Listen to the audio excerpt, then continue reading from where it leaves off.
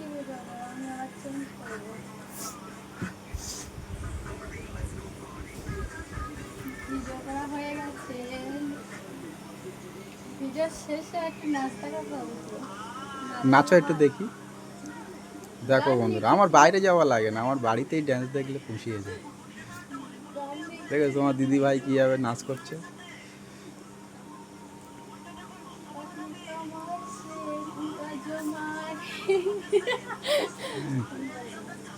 आगे आगे देखो होता है क्या।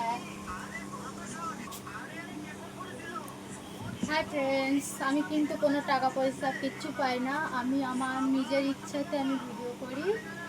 অনেকে বলে টাকা পয়সার লোভে ভিডিও করছি, এটা একদমই না।